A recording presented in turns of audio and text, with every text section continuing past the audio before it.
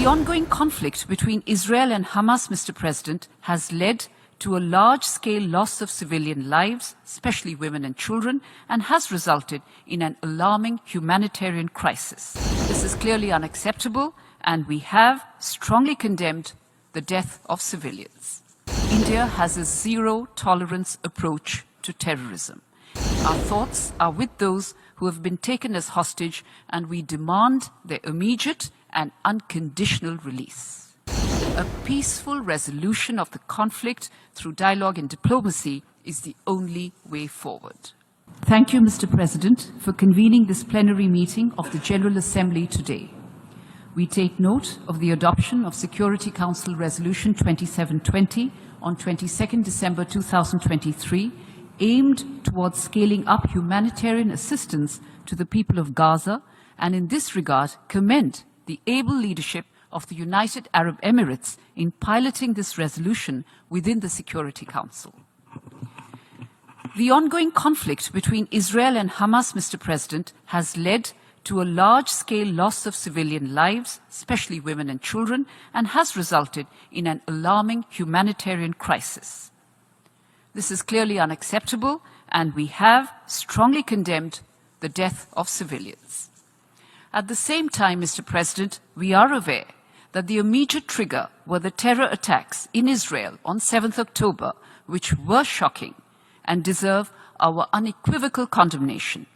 India has a zero-tolerance approach to terrorism. There can be no justification for terrorism and hostage-taking. Our thoughts are with those who have been taken as hostage, and we demand their immediate and unconditional release. I will also state, Mr. President, that the leadership of India is in constant touch with the leaders of the region, including those of Israel and Palestine. We've also voiced our views in multilateral fora such as the G20, the BRICS, and at the Voice of the Global South Summit in November 2023, and have reiterated our long-standing and principled position on the issue.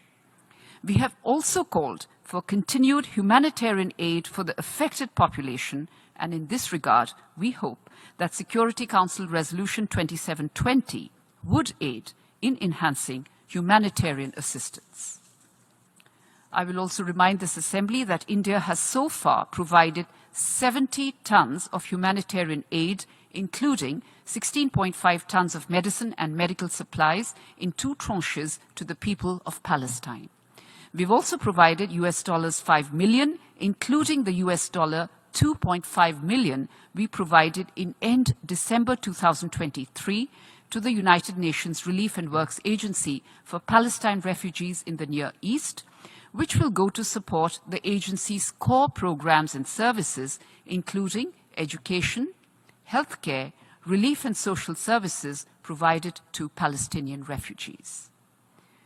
The message that India has conveyed since the start of this conflict is clear and consistent. It is important to prevent escalation, to ensure continued delivery of humanitarian aid, and to work towards an early restoration of peace and stability. A peaceful resolution of the conflict through dialogue and diplomacy is the only way forward. I will conclude, Mr. President, by reaffirming India's firm commitment to achieving a just, peaceful and lasting solution to the Israel-Palestine issue. We firmly believe that only a two-state solution achieved through direct and meaningful negotiations between both sides on final status issues will deliver an enduring peace that the people of Israel and Palestine desire and deserve. For this, we urge the parties to de-escalate, eschew violence, and work towards creating conditions for an early resumption of direct peace negotiations.